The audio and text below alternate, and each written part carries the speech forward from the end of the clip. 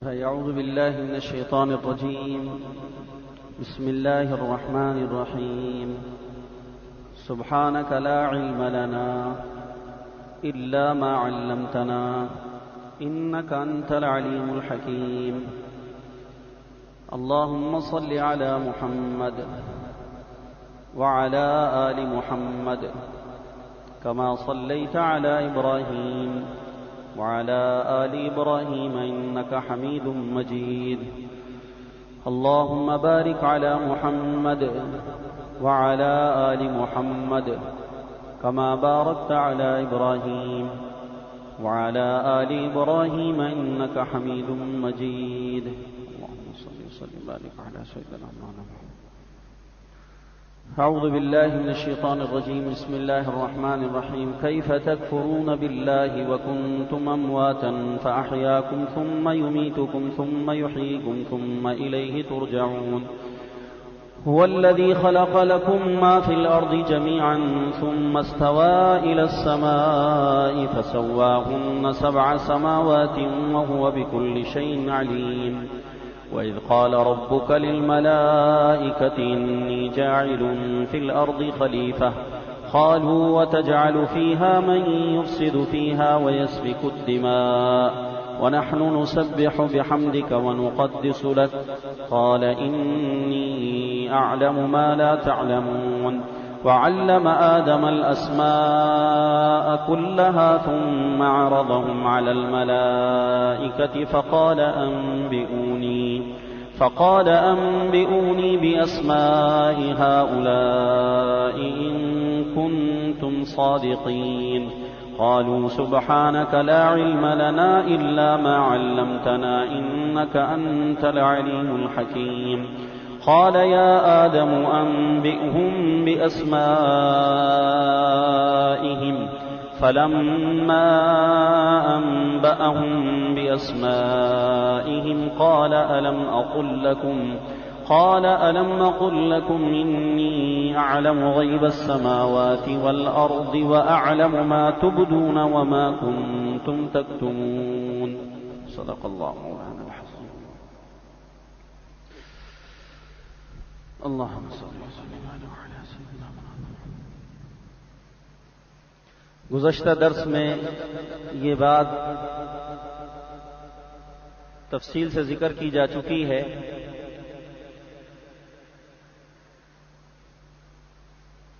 کہ اللہ تعالی نے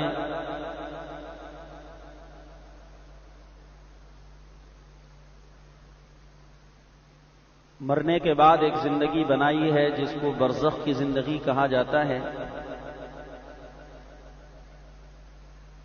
اور اس زندگی کے اندر بھی انسان کی روح اور اس کے جسم کے ساتھ جزا و سزا کا، عذاب کا و ثواب کا تعلق رہتا ہے.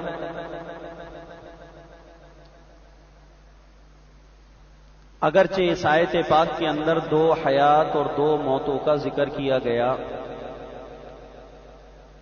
ایک موت وہ جو انسان کی پیدائش سے پہلے انسان کے مردے کا بے جان ہونا، نطفے کا بے جان ہونا ہے، اور اس کے بعد ایک حیات جو مادر رحم میں آنے کے بعد 4 ماہ کے بعد روح پڑ جاتی ہے، اور پھر دنیا کی پوری زندگی. اس ایک حیات اور ایک موت کے بعد پھر مزید اللہ سبحانہ و تعالی نے ایک موت جو موت کے وقت میں انسان کے بدن سے روح نکلتی ہے اس کا ذکر، اور اس کے بعد جو روز محشر جلایا جائے گا، اٹھایا جائے گا، اس حیات کا ذکر کیا ہے.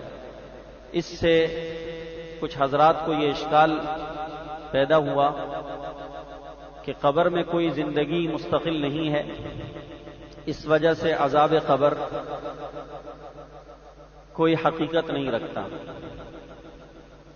اجمالی جواب آپ حضرات کو میں نے شروع میں یہ دیا تھا کہ اس آیت پاک کے اندر اس حیات کا مستقل ذکر اس وجہ سے نہیں ہے کہ یا تو وہ حیات دنیا کی زندگی کا تتمہ و تکملہ ہے، اور یا وہ حیات آخرت کی زندگی کا مقدمہ ہے اس وجہ سے اس کو مستقل ذکر نہیں کیا کہ وہ باقاعدہ الگ سے کوئی زندگی نہیں ہے۔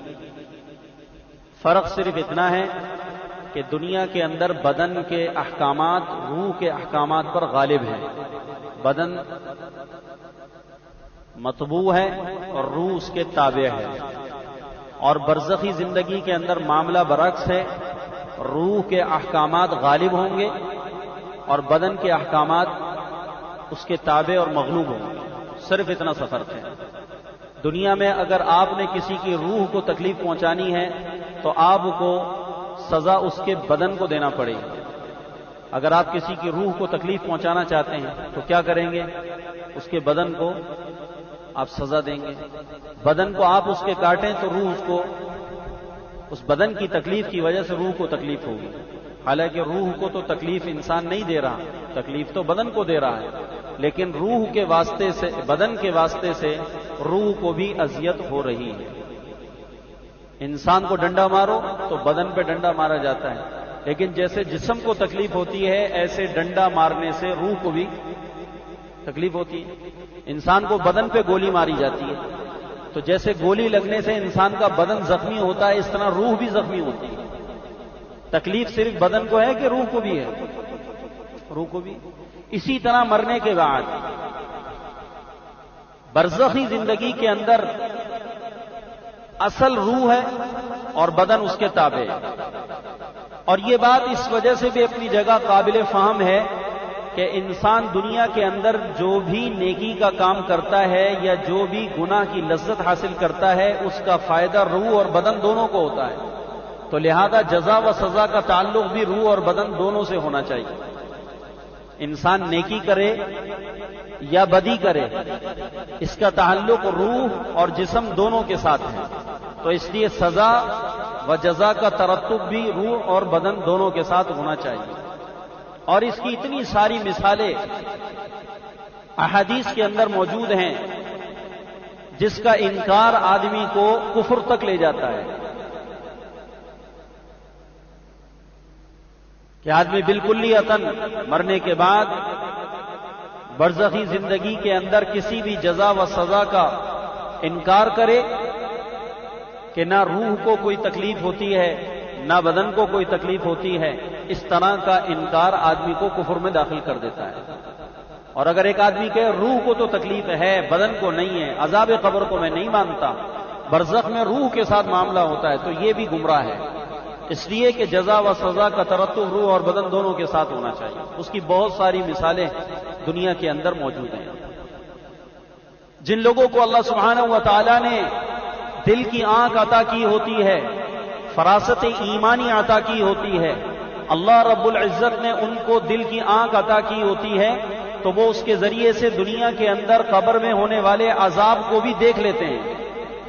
عذاب قبر کو دو وجہوں سے عام طور پر دیکھا جا سکتا ہے، یا وحی کے ذریعے معلوم ہو یا فراست ایمانی کے ذریعے، کشف کے ذریعے معلوم ہو۔ تو انبیاء علیہم الصلوات والسلام کو تو عذاب قبر کا پتہ بذریعے وحی چلتا ہے، اور انبیاء علیہم الصلوات و تسلیمات کے بعد جتنے بھی انسان دنیا میں ہیں ان کو عذاب قبر کے بارے کے اندر فراست ایمانی کے ذریعے سے، کشف کے ذریعے سے معلوم ہوتا ہے کہ ان قبر والوں کو عذاب ہو رہا ہے۔ اور بلا شبہ اللہ رب العزت کے بندوں میں ایسے نیک بندے موجود ہیں جن کو اللہ نے وہ علم، وہ بصیرت، وہ تقوی کی وجہ سے وہ مقام عطا کیا ہوتا ہے۔ ہم عوام چونکہ اس مقام کے حامل نہیں ہیں، اس لیے ہمیں نظر نہیں آتی اور ہم انکار کر دیتے ہیں۔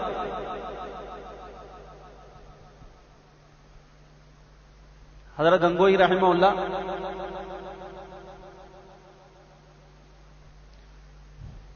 علماء دیوبند کا ایک تفصیلی سلسلہ ہے جو حضرت گنگوئی رحمہ اللہ کے واسطے سے چلتا ہے۔ حضرت صاحب نسبت، صاحب کشف بزرگوں میں شمار کیے جاتے تھے۔ حضرت کی خانقاہ کے اندر ایک پانی کا پیالہ رکھا ہوا تھا، بڑا برتن جس سے کئی آدمی بھی پانی پی سکیں، کچی مٹی کے جو پیالے ہوتے ہیں۔ تو جب گڑھے سے پانی نکال کر اس پیالے میں ڈالا جاتا پینے کے لیے، تو اس پیالے میں پانی جاتے ہی کڑوا ہو جاتا،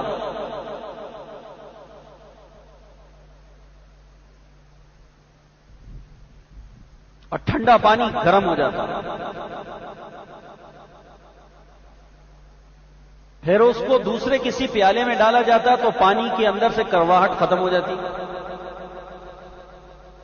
لوگ بڑے حیران کہ یہ معاملہ کیا ہے۔ حضرت گنگوہی رحمہ اللہ سے آپ کے کچھ خاص ساتھیوں نے عرض کیا کہ حضرت آپ کی خانقاہ کے اندر ایک ایسا پیالہ موجود ہے جس میں پانی ڈالو کڑوا ہو جاتا ہے، گرم ہو جاتا ہے، واپس نکالو دوسرے برتن میں ڈالو تو صحیح میٹھا ہو جاتا ہے۔ معاملہ لوگوں کی سمجھ سے بالا تر ہے، لوگ الجھن میں ہیں کہ یہ کیا معاملہ ہے۔ تو حضرت گنگوہی رحمہ اللہ کو جب بتایا گیا تو حضرت نے مراقبہ فرمایا اور حضرت نے توجہ ڈالی۔ اللہ والوں کی توجہ ایک عجیب توجہ ہوتی ہے، جس کو یہ باتیں نہ سمجھ میں آتی ہو وہ تو انکار کر دیتا ہے، لیکن ہم اولیاء کرام کی کرامات کے قائل ہیں، انبیاء علیہم الصلوات والسلام کے معجزات بھی برحق اور ولیوں کی کرامات بھی برحق۔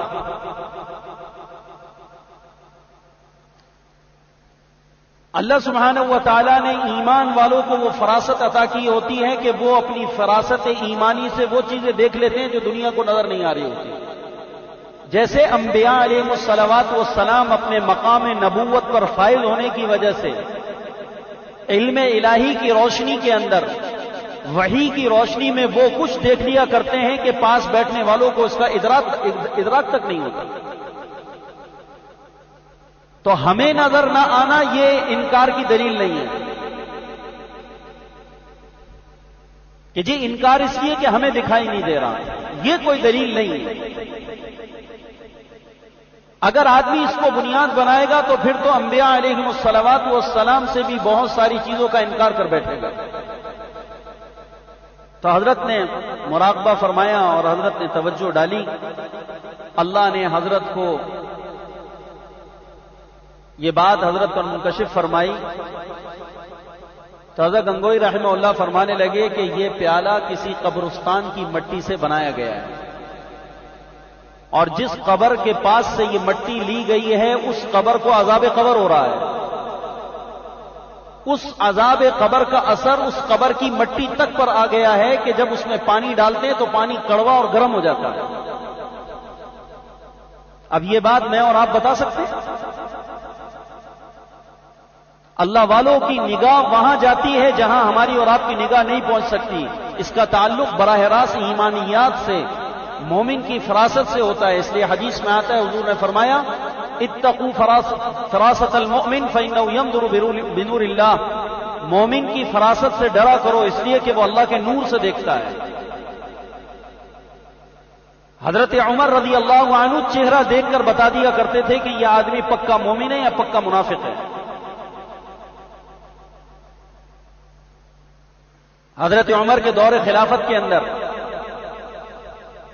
صحابہ نے اپنے طور کے اوپر ایک ایسے آدمی کو جو منافق تھا اس کو کسی جگہ کا عامل اور گورنر بنا دیا۔ حضرت عمر رضی اللہ تعالیٰ عنہ کے سامنے جب گورنروں کا حال آیا تو حضرت عمر رضی اللہ عنہ کے سامنے جب مختلف گورنروں کے نام لیے گئے، ان کے حالات رکھے گئے، تو حضرت عمر نے ایک گورنر کے متعلق یہ فرما دیا کہ اس کو معزول کر دو، یہ گورنری کے لائق نہیں ہے۔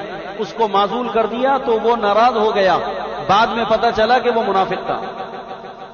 حضرت عمر کو اللہ نے فراست ایسی عطا فرمائی تھی، اس سے انہوں نے اندازہ کر لیا تھا کہ یہ آدمی ہمارا نہیں ہے، یہ تو غیروں کے لیے کام کرنے والا ہے۔ اور آج کیا کریں، کہاں سے لائیں ایسے اللہ والے جو ہماری حکومت کے ایوانوں میں بیٹھ کر ہر چہرے کو بتا دیں کہ یہ امریکن ہے، کہ ہمارا ہے ہی نہیں۔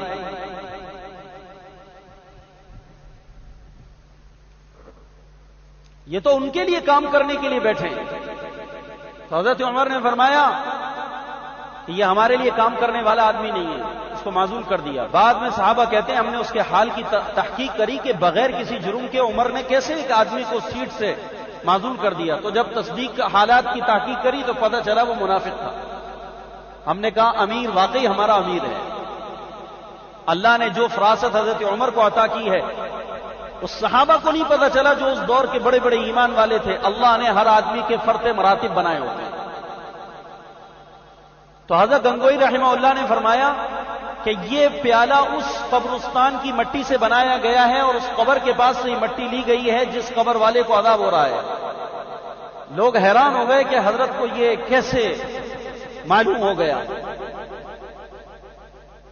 مولانا زکریا رحمہ اللہ نے بھی فضائل ذکر کے اندر اس وظیفے کو لکھا ہے، تو حضرت گنگوئی رحمہ اللہ نے اپنی خانقاہ کے اندر فرمایا کہ 70,000 مرتبہ لا الہ الا اللہ محمد الرسول اللہ کا ورد کیا جائے، اور 70,000 مرتبہ لا الہ الا اللہ محمد الرسول اللہ کا ورد کیا گیا، اور حضرت رحمہ اللہ نے وہ 70,000 دفعہ کا ورد کیا ہوا لا الہ الا اللہ پہلا کلمہ طیبہ، جس کے بارے میں آتا ہے کہ اگر 70,000 مرتبہ پہلا کلمہ طیبہ پڑھ کر کسی کے لیے بخش دیا جائے تو خدا اس کو معاف کر دیتا ہے۔ تو حضرت رحمہ اللہ نے اپنی خانقاہ میں پہلا کلمہ 70,000 مرتبہ پڑھوایا اور پھر اللہ سے دعا کری کہ اللہ یہ ہدیہ ہم اپنے فلانے اس بھائی کو یا اللہ نظر کرتے ہیں اور بخشتے ہیں، اور اے اللہ اس کی وجہ سے تو اس کو عذاب قبر سے یا اللہ تو نجات دے دے، معاف کر دے، اور یہ ہدیہ اس کو بخش دیا۔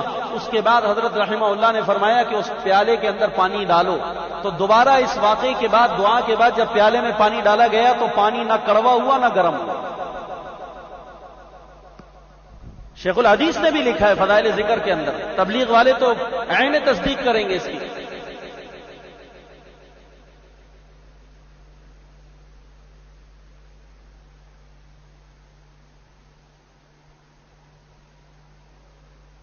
تو عذاب قبر برحق ہے اور اس زمین کے ساتھ اس کا تعلق ہے۔ بس فرق صرف اتنا ہے کہ برزخ کی زندگی میں روح اصل ہوتی ہے، بدن اس کے تابع ہوتا ہے۔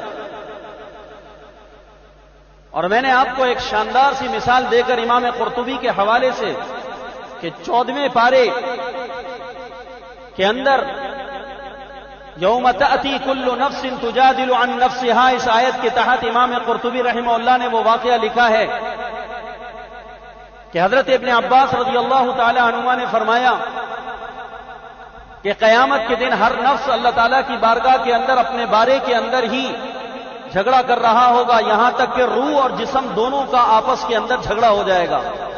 جھگڑا ہوتے ہوتے روح اور بدن کا جھگڑا ہوگا، تو پہلے روح اللہ تعالیٰ کی بارگاہ میں آئے گی اور آنے کے بعد اللہ سبحانہ و تعالیٰ سے عرض کرے گی کہ اے باری تعالیٰ میں روح ہوں،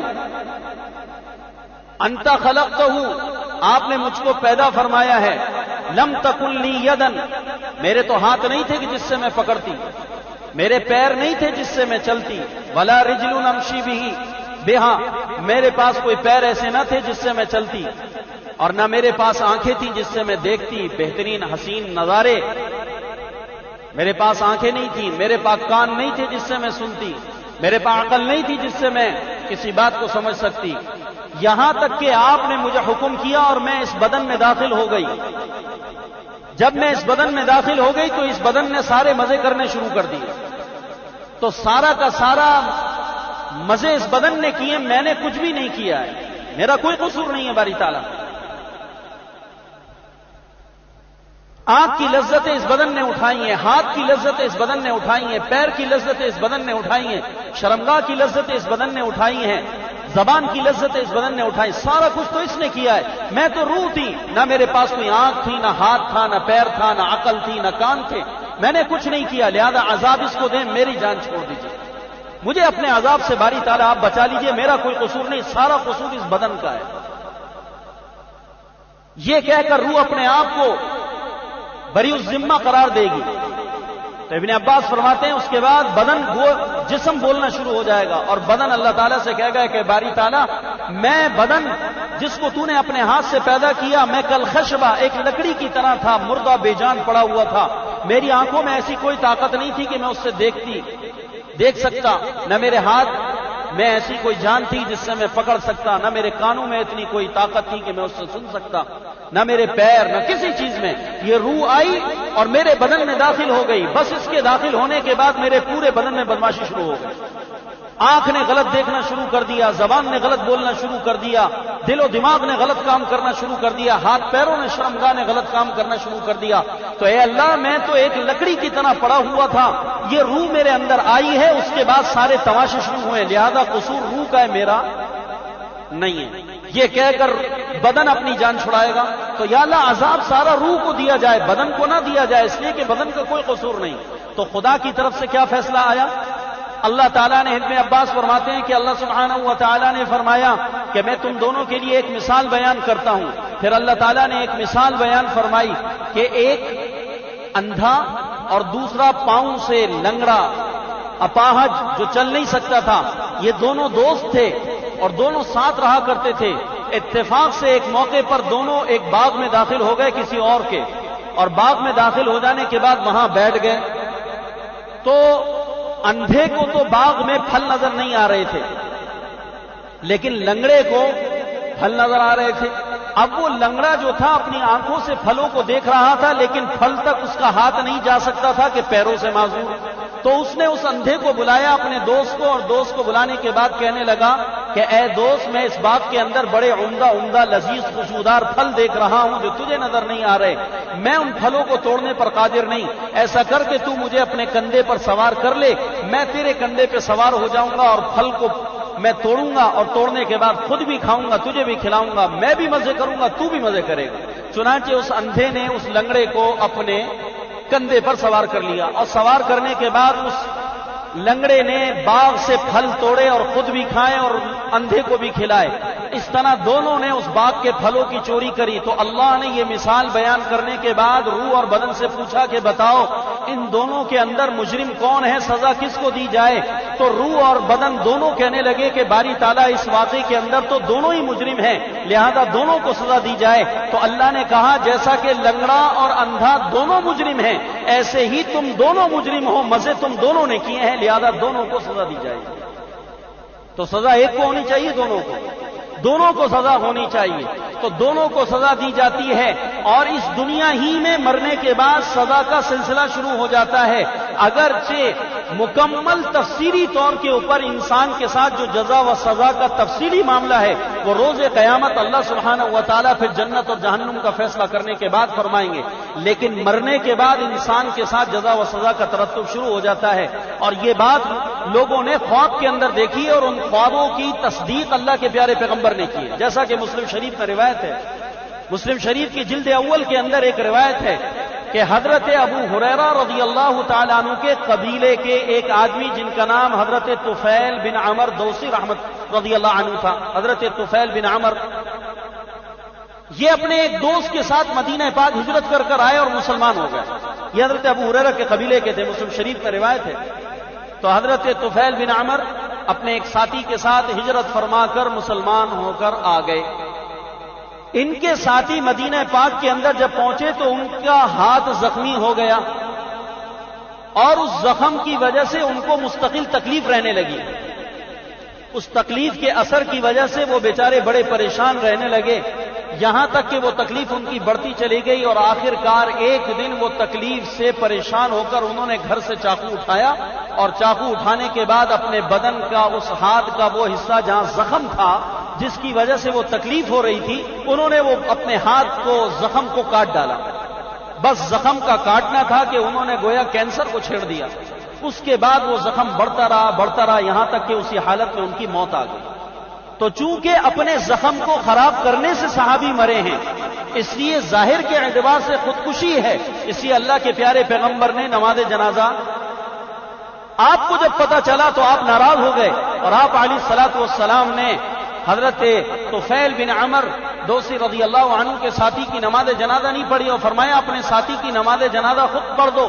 اس سے یہ مسئلہ علماء نے نکالا ہے کہ اگر کوئی مسلمان خودکشی کی موت مر جائے، خودکشی کر لے اور وہ اپنے آپ کو جان بوجھ کر ہلاک کر دے، تو مقتدا و پیشوا قسم کے علماء، اللہ کے وہ بندے جن کو اللہ نے عوام کے اندر ایک مقبولیت، ایک شرف عطا کیا ہے، وہ حضرات اس انسان کا نماز جنازہ نہ پڑھیں، بلکہ کسی عام نمازی کو کہہ دیں کہ وہ ان کا نماز جنازہ پڑھ کر ان کو دفنا دے، تاکہ لوگوں پر اس بات کی ایک ہیبت طاری ہو کہ یہ اتنا گھناؤنا عمل ہے کہ امام مسجد نے، شیخ الحدیث نے، شیخ القرآن نے، مفتی صاحب نے نماز جنازہ نہیں پڑھائی ہے، لیکن چونکہ خودکشی کرنا کفر نہیں ہے، اس وجہ سے اس کو بغیر نماز جنازے کے دفن نہیں کیا جائے گا کہ بہرحال گناہگار ہے اور مسلمان ہے۔ لیکن مقتدا اور پیشوا قسم کے لوگ، تو حضور نے نماز جنازہ نہیں پڑھی، صحابہ نے پڑھ کے دفنا دیا۔ حضرت طفیل کہتے ہیں کہ کچھ دنوں کے بعد وہ میرا ساتھی مجھے خواب میں آیا، تو میں نے ان کو دیکھا کہ بڑے اچھے حال کے اندر ہیں اور بڑی زبردست حال کے اندر ہیں، کپڑے بھی عمدہ پہنے ہوئے ہیں اور بڑا ستھرا حال ہے، لیکن اپنا بایاں ہاتھ انہوں نے اپنی کمر کے پیچھے کیا ہوا ہے۔ سلام دعا ہوئی، میں نے خیریت معلوم کری، تو میں نے ان سے کہا کہ اللہ نے تمہارے ساتھ کیا برتاؤ کیا؟ انہوں نے کہا کہ اللہ نے حضور کے شہر میں ہجرت کی برکت سے مجھے معاف کر دیا۔ وہ ایمان کے لیے جو ہم نے ہجرت کی تھی، اللہ نے اس ہجرت کے، مسلم شریف کی روایت عرض کر رہا ہوں آپ سے، اللہ نے ہجرت کی برکت سے مجھے معاف کر دیا۔ طفیل کہتے ہیں میں نے کہا ہاتھ کیوں چھپا رکھا ہے؟ کہا یار اس قصے کو چھوڑو۔ کہا نہیں بتا ہاتھ کیوں چھپا رکھا ہے؟ کہا یہ ہاتھ میرا اسی حال کے اندر زخمی ہے اور اسی حالت میں خراب ہے جس طرح دنیا میں تھا۔ اللہ نے فرمایا کہ تیرے کو ہجرت کی وجہ سے معاف کرتا ہوں، لیکن چونکہ اس ہاتھ کو تو نے خود خراب کیا اس لیے اس کو ہم درست نہیں کرتے۔ تو ابھی تو جنت اور جہنم کا، قیامت کا فیصلہ نہیں ہوا، یہ خواب حضرت طفیل کو آ رہا ہے۔ تو یہ معاملہ کہاں ہو رہا ہے؟ یہ اس برزخ کی زندگی کے اندر جزا و سزا کا ترتب ہو رہا ہے میت کے ساتھ۔ تو ہاتھ زخمی ہے اور پورے بدن کے اوپر اللہ تعالیٰ نے راحت کا سامان اللہ تعالیٰ نے عطا کر دیا ہے ہجرت کی برکت سے۔ تو حضرت طفیل کہتے ہیں میں نے رات یہ خواب دیکھا، اٹھا، صبح نبی کریم صلی اللہ علیہ وسلم کی مجلس اقدس میں حاضر ہوا اور میں نے اللہ کے پیارے پیغمبر سے کہا کہ یا رسول اللہ میں نے ایسے خواب دیکھا اور اپنے ساتھی کو اس حال میں دیکھا۔ تو حضرت طفیل کہتے ہیں پیارے نبی نے ہاتھ اٹھائے اور ہاتھ اٹھا کر دعا کری کہ اللہ جیسے تو نے اس کو، اللہ تو نے اس کے پورے بدن کو، یا اللہ تو نے راحت دے دی ہے، معاف کر دی ہے، میں نبی تجھ سے دعا کرتا ہوں تو اس کے ہاتھ کو بھی معاف کر دے، اس کے ہاتھ کو بھی معاف کر دے۔ تو بتاؤ حضرت طفیل کے اس واقعہ سنانے کے بعد حضور نے جو دعا کری، اس دعا سے یہ پتہ نہیں چلتا کہ حضور صلی اللہ علیہ وسلم برزخ کی زندگی کے اندر جسم پر آنے والی تکلیف کے قائل ہیں؟ اگر قائل نہ ہوتے تو دعا کس لیے کرتے؟ یہ دعا کیا بتا رہی ہے؟ اس دعا میں کیا مل رہا ہے؟ کس چیز کی طرف اشارہ ہے؟ اے اللہ تو طفیل کے ساتھی کے ہاتھ کو بھی معاف کر دے جیسا کہ تو نے اس کے پورے بدن کو معاف کر دیا ہے، اللہ اس پر بھی راحت کا سامان چڑھا دے جیسا کہ تو نے پورے بدن کو راحت دے دی ہے۔ تو پیارے پیغمبر علیہ الصلاۃ والسلام کے زمانے کے اندر ایسے واقعات پیش آئے ہیں جن سے یہ پتہ چلتا ہے کہ بدن انسان کو بھی مرنے کے بعد جزا و سزا ہوتی۔ بڑے درجے کے ایک صحابی موجود ہیں، سعد بن معاذ رضی اللہ عنہ۔ حضرت انس کہتے ہیں کہ حضرت سعد کا انتقال ہو گیا، جنت البقیع میں ہم نبی کریم صلی اللہ علیہ وسلم کے ساتھ ان کے قبر دفنانے میں شریک تھے۔ حضرت سعد کو دفنایا گیا اور سعد کو دفنانے کے بعد اللہ کے پیارے پیغمبر علیہ الصلاۃ والسلام ان کی قبر پہ بیٹھ گئے، بخاری شریف کی روایت ہے۔ اور قبر پہ بیٹھنے کے بعد اللہ کے پیارے پیغمبر علیہ الصلاۃ والسلام نے قبر پہ بیٹھنے کے بعد دعا کرنا، زور زور سے اللہ کے پیارے پیغمبر نے پڑھا اللہ اکبر، سبح رسول اللہ صلی اللہ علیہ وسلم فسبحنا طویلا۔ حضور نے قبر پہ بیٹھ کے حضرت سعد کے سبحان اللہ سبحان اللہ سبحان اللہ پڑھنا شروع کیا، فسبحنا طویلا، ہم نے بھی سبحان اللہ سبحان اللہ سبحان اللہ پڑھنا شروع کیا۔ سارا مجمع حضور کو دیکھ کے سبحان اللہ پڑھنے لگا اور اتنی دیر تک ہم پڑھتے رہے کہ ایک وقت ہمارا گزر گیا اچھا خاصا کہ ہم وہاں پر حضور کے ساتھ قبر پر بیٹھ کر سعد کی سبحان اللہ کی تلاوت کرتے رہے، سبحان اللہ پڑھتے رہے۔ پھر تھوڑی دیر کے بعد حضور صلی اللہ علیہ وسلم نے فکبرنا ثم کبر فکبرنا، پھر حضور نے تکبیر پڑھنا شروع کری، اللہ اکبر اللہ اکبر۔ ہم نے بھی حضور صلی اللہ علیہ وسلم کے ساتھ تکبیر پڑھنا شروع کری۔ بہت دیر تک یہ واقعہ ہوتا رہا۔ فقیل یا رسول اللہ لما سبحت ثم کبرت، صحابہ نے کہا رسول اللہ ہم نے آپ کو پہلے کبھی قبر پر اس طرح کرتے ہوئے نہیں دیکھا کہ آپ نے قبر پر بیٹھ کر تسبیح پڑھی ہو، تکبیر پڑھی ہو، اس کی کیا وجہ؟ تو آپ صلی اللہ علیہ وسلم نے ارشاد فرمایا لقد، فقال النبی علیہ الصلاۃ والسلام لقد تضايق على هذا العبد الصالح قبره حتى فرج اللہ عنہ. آپ نے فرمایا تحقیق اس نیک بندے پر، حضرت سعد پر، اس کی قبر نے اس کو بھیج ڈالا تھا. ہماری تکبیر و تسبیح کی برکت سے اللہ نے اس کی قبر میں کشادگی کر دی.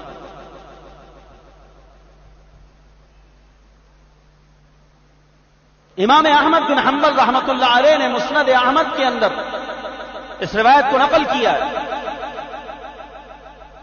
صاحب مشکات نے باب اثبات عذاب القبر کے اندر حضرت سعد بن معاذ رضی اللہ عنہ کے بارے میں یہ واقعہ اس روایت کو ذکر کیا ہے کہ جناب رسول اللہ صلی اللہ علیہ وسلم کے زمانے کے اندر اس طرح بہت سارے واقعات پیش آئے اور یہ ہوا ہے کہ اللہ تعالیٰ نے اس طرح کے معاملات فرمائے تو جناب رسول اللہ صلی اللہ علیہ وسلم کے زمانے مبارک کے اندر یہ سب کچھ ہوتا رہا ہے.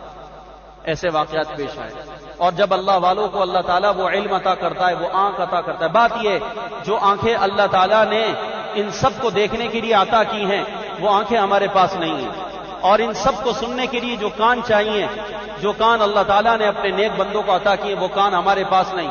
تو بھائی اگر ہم اندھے اور بہرے ہیں تو ہمارے اندھے اور بہرے پن کا یہ تقاضا تو نہیں ہے کہ ہم آنکھ والوں کو جھٹلانے لگے، ہم کان والوں کو بہرے ہو کر جھٹلانے لگے. ارے تو اپنے بہرے پن کا اقرار کر، نہ کہ کان والوں کی باتوں کو تو جھوٹا کہنا شروع ہو جائے. تو اپنے اندھے پن کا اقرار کر، نہ یہ کہ آنکھ والوں کو تو جھٹلانا شروع ہو جائے. حضرت لاہوری رحمہ اللہ صاحب کشف بزرگوں کے اندر گزرے ہیں. ایک دفعہ بیان میں فرمانے لگے او لاہوریوں، یہ کئی مرتبہ یہ بات ارشاد فرمائی، او لاہور والو، تم لاہوری کو، احمد علی کو تم آزمانا چاہتے ہو، امتحان لینا چاہتے ہو. تم میرے امتحان لینے کے لیے میری مجلسوں کے اندر آتے ہو. میرا امتحان لینا ہے تو اس طرح امتحان لو. میری خانقاہ میں آ کر امتحان لوگے تو تم یہ کہو کہ سحر کر رکھا ہے شیخ نے، سحر کیا ہوا ہے، اس وجہ سے ہمیں بدھو بنا دیتا ہے. یہاں پر کسی بھی قبرستان میں چلے جاؤ جہاں پر حافظ بھی دفن ہو اور جہاں پر تمہارے گریجویٹ جو ہوتے ہیں دنیاوی تعلیم یافتہ ڈگریاں والے دفن ہوتے ہیں، کسی بھی قبرستان میں جا کر وہاں اپنے طور پر تم قبر متعین کرو کہ یہ حافظ کی قبر ہے، یہ گریجویٹ کی قبر ہے، یہ فلانے دنیا کے ڈگریوں والے انجینئر کی قبر ہے، اور وہاں جا کر متعین کرو اور تم مجھے قبرستان میں لے جا کر وہاں کھڑا کرو. میں تمہیں بتا دوں گا کہ اس کے اندر ہذا روضۃ من ریاض الجنہ وہذا حفر من حفر النیرار، کہ اس میں جنت کا باغ کون سی قبر ہے اور جہنم کا گڑھا کون سی قبر ہے. میں تمہیں بتاؤں گا، تم خود سے متعین کرو. جاؤ خانقاہ سے باہر، ہماری درسگاہ سے باہر جا کر تم ہمارا امتحان لو. درسگاہ میں امتحان لینے والے کو تو یہ وہم لگ سکتا ہے کہ سحر کر رکھا ہے شیخ نے اپنی اس درسگاہ کے اندر. تو خدا نے جن لوگوں کو آنکھیں عطا کی ہیں، ہمارا کام یہ ہے کہ ہم اپنے اندھے پن کا اقرار کریں، نہ کہ آنکھوں والوں کے دیکھے کو جھٹلائیں.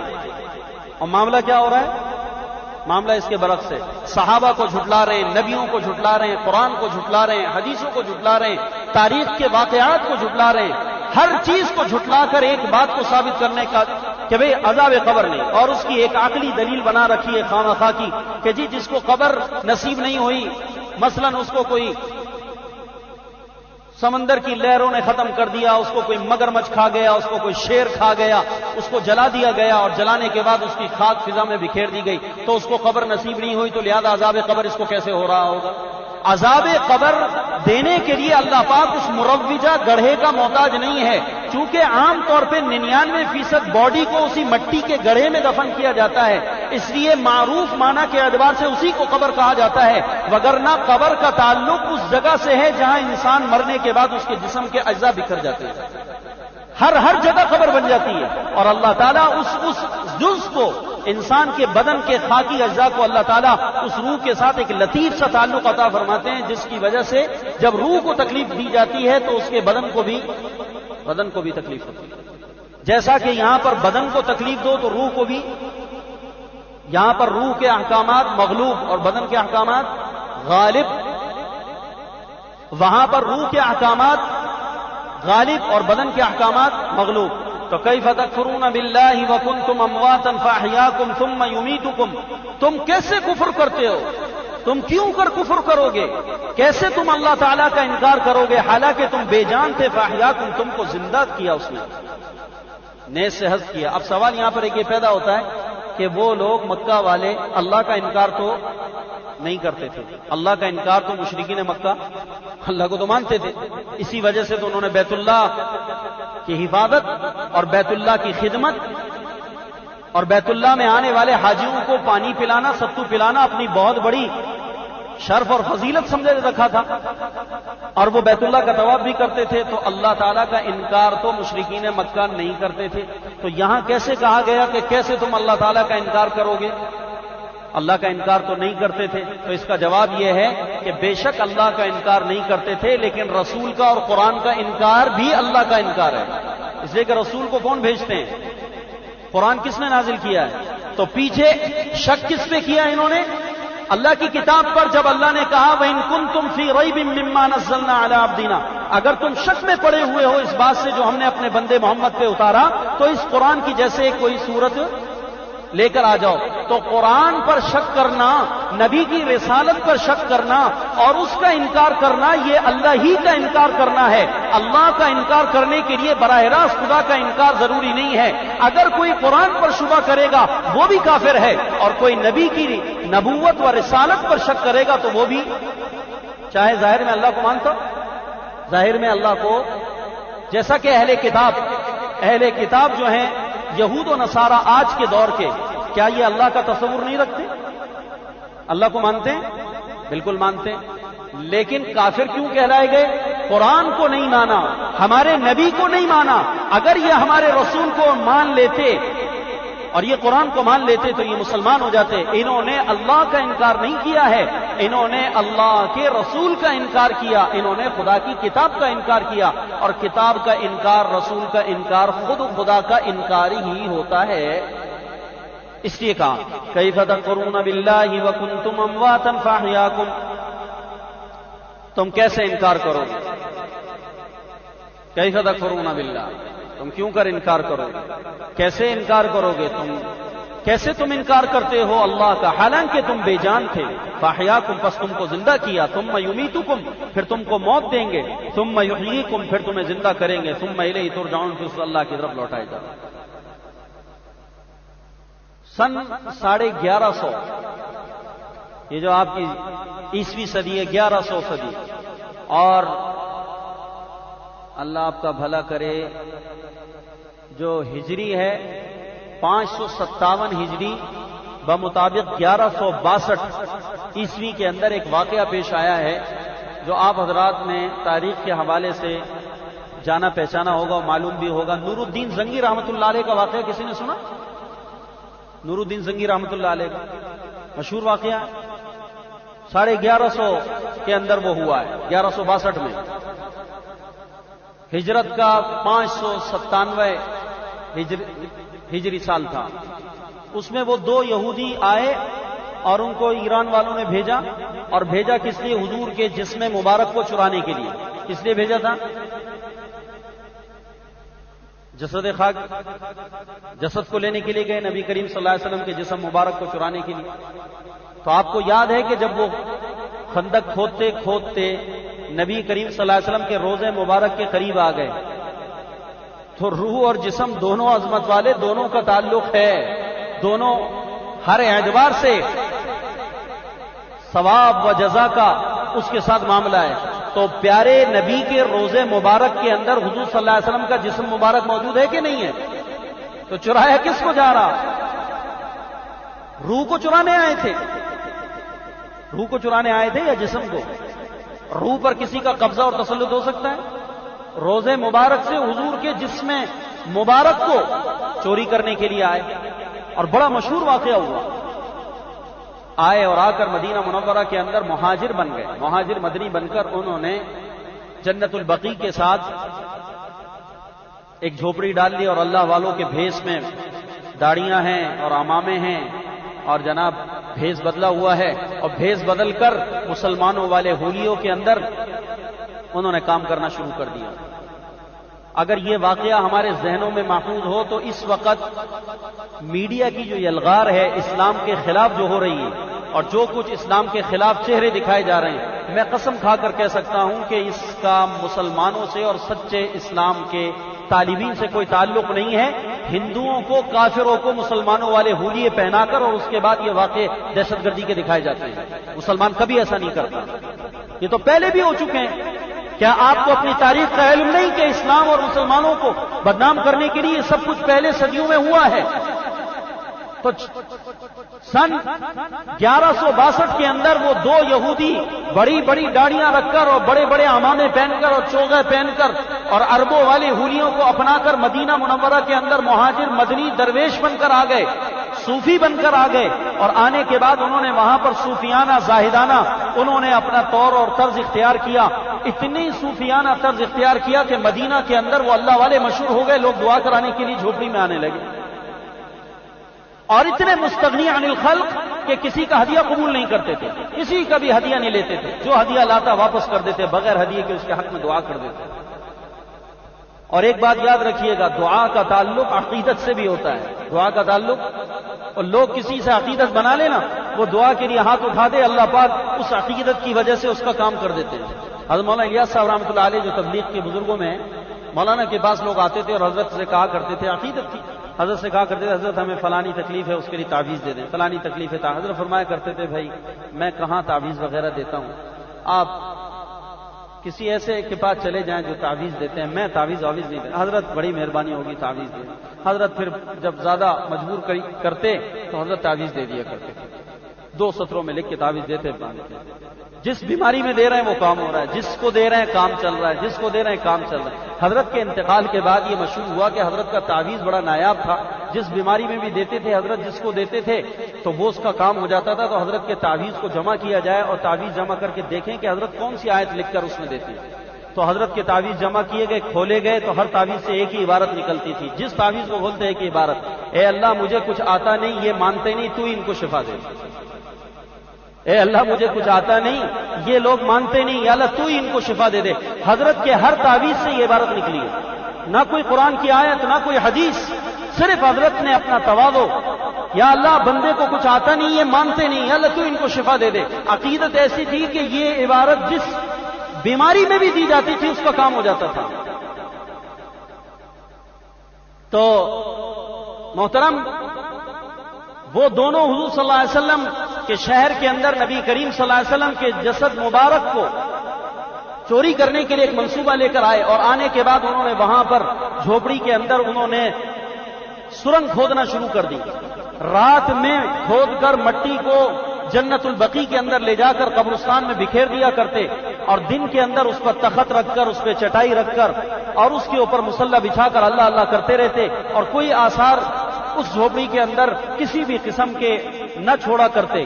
اس طرح سلسلہ چلتا رہا، یہاں تک کہ وہ سرنگ کھودتے کھودتے وہاں تک چلے گئے کہ جب انہوں نے حضور صلی اللہ علیہ وسلم کے روضے مبارک کے بالکل قریب پہنچ گئے تو قبر کا یہ سوراخ کھودتے کھودتے قبر کے وہاں تک حصے تک پہنچ گئے کہ حضرت عمر کا پاؤں مبارک نظر آنے لگا، بالکل تازہ ناش حضرت عمر بن خطاب کی پاؤں مبارک حضرت عمر کا نظر آ رہا تھا۔ یہاں تک پہنچ گئے، اور ان ظالموں نے ارادہ کیا تھا کہ وہاں سے نبی کریم صلی اللہ علیہ وسلم کے جسم مبارک کو چوری کریں گے۔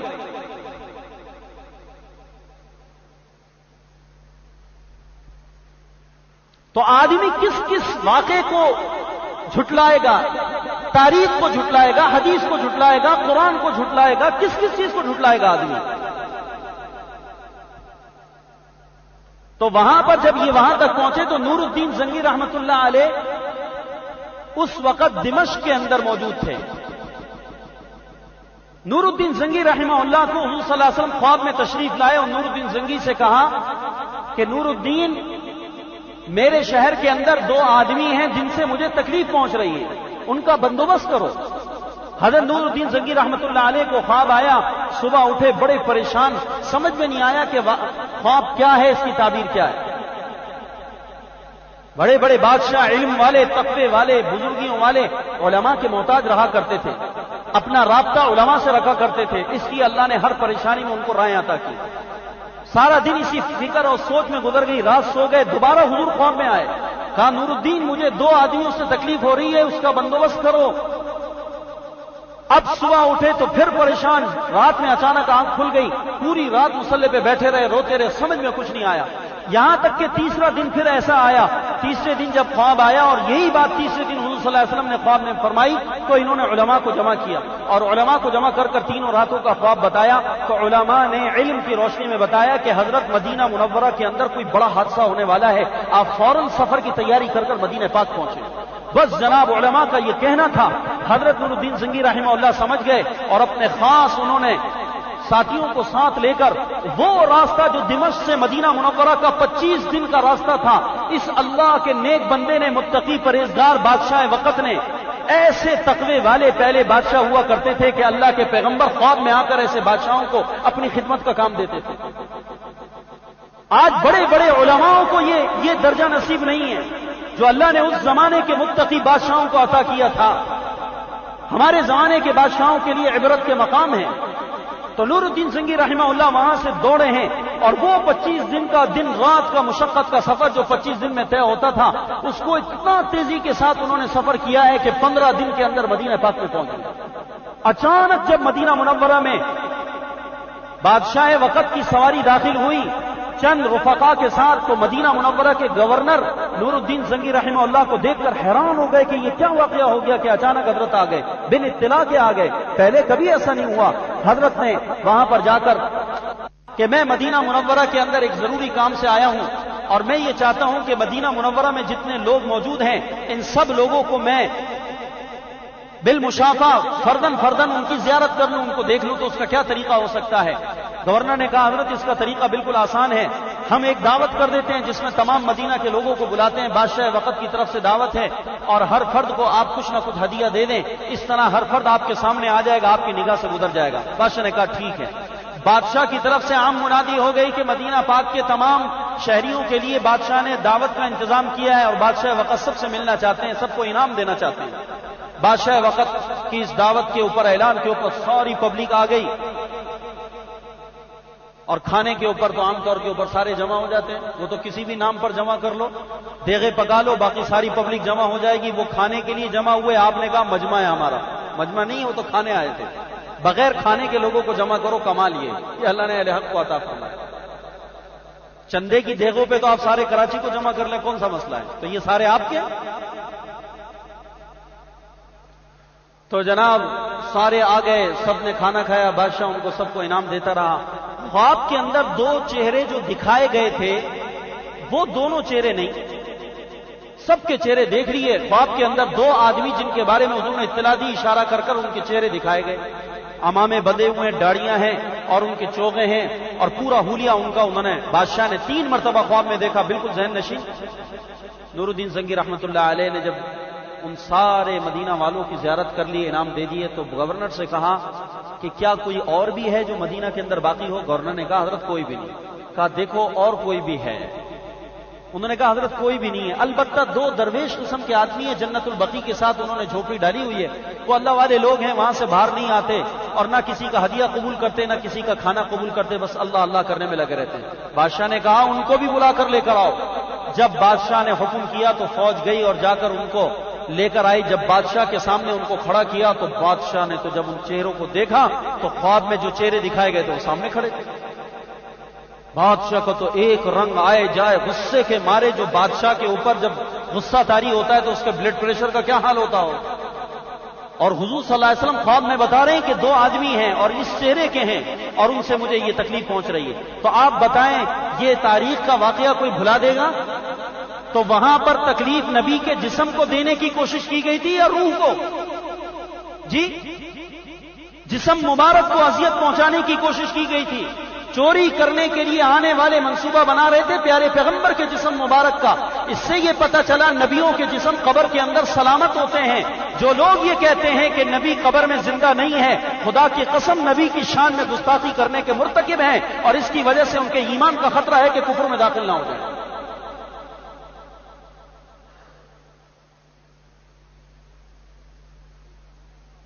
تو نبی ہوا کرتے ہیں. ہم تو صحابہ کے بارے کے اندر، اولیاء اکرام کے بارے کے اندر شہداء کے بارے میں عقیدہ رکھتے ہیں کہ اللہ جس کے جسم کو قبر میں سلامتی دے دے، اس کے قبر کے اندر مٹی اس کے جسم کو خراب نہیں کر سکتی۔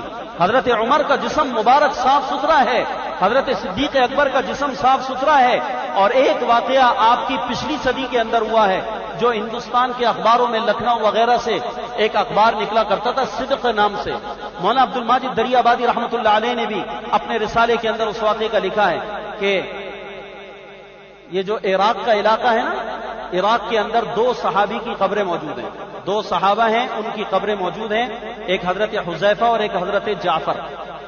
ان دونوں کی قبریں وہاں پر موجود ہیں، وہاں پر دریا کے کنارے ان کی قبریں موجود ہیں۔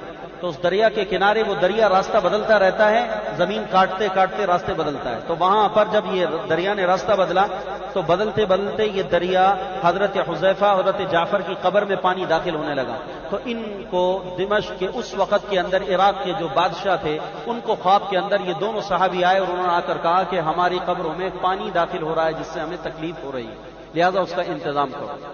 تو اس کے بعد بادشاہ وقت نے جب 2-3 دفعہ خواب دیکھا، علماء کو جمع کیا، انہوں نے کہا کہ قبروں کو وہاں پر تکلیف پہنچ رہی ہے، قبر میں جسم کو، اس لیے وہاں سے ان کو منتقل کیا جائے۔ تو وہاں سے جب منتقل کرنے کے لیے قبریں کھودی گئیں تو حضرت حذیفہ حضرت جعفر، یہ تو اللہ کے راستے میں شہید ہوئے تھے حضرت جعفر، تو جس طرح یہ شہید ہوئے تھے اس شہادت کی حالت کے اندر ان کے بدن کی جو انگلیاں کٹی ہوئی تھیں، جو ہاتھ کاٹے گئے تھے، جس کے بدلے اللہ نے پر دیے ہیں، جس کی وجہ سے وہ روح مبارک ان کی جنت میں سیر کرتی ہے، جو حدیث پاک میں آتا ہے۔ تو حضور نے حضرت عبداللہ کو، جو ان کے بیٹے ہیں، ان کو فرمایا تھا ہنیئا لک یا عبداللہ ابوک یطیر مع الملائکۃ فی السماء، اے جعفر، اس لیے حضرت جعفر کا اسی وجہ سے لقب پڑا ہے طیار، جعفر۔ تو طیار عربی میں کس کو کہتے ہیں؟ جہاز کو، جو ہوا میں اڑتا ہے، ورنہ تو جعفر بن ابی طالب ہیں، لیکن ان کا لقب کیا ہے؟ جعفر طیار۔ جعفر اڑ رہے ہیں، جنت میں اڑ رہے ہیں اللہ تعالیٰ نے دونوں بازوؤں کے بدلے میں۔ تو وہ جو بازو کٹے تھے اس کے اندر سے جو خون بہ رہا تھا، یہ کئی 100 سال کے بعد کا واقعہ ہے کہ جب حضرت حذیفہ اور حضرت جعفر کی قبر کو کھودا گیا تو ان کی قبر مبارک سے اندر سے جب ان کی نعش کو نکالا گیا تو ان کی نعش سے ایک نور نکلا ہے جو ان کی آنکھوں کے ذریعے سے آسمان تک چلا گیا۔ پوری دنیا نے، جو اس وقت میں ہزاروں 10,000 سے زیادہ انسانوں نے اس وقت اپنے آنکھوں سے بالمشافہ اس کا ادراک کیا اور اس واقعے کو محفوظ کیا، 10,000 آدمیوں کی آنکھوں کو جھٹلایا نہیں جا سکتا میرے بھائیوں۔ ان کی قبروں کو پھر وہاں سے منتقل کیا گیا۔ یہ واقعہ پچھلی صدی کے اندر ہندوستان کے اندر ایک اخبار صدق کے نام سے نکلا کرتا تھا، اس کے اندر اس واقعے کا، اور رحمت کائنات عبد الماجد دریابادی رحمۃ اللہ علیہ کتاب ہے، اس میں بھی انہوں نے اس واقعے کو ذکر کیا ہے۔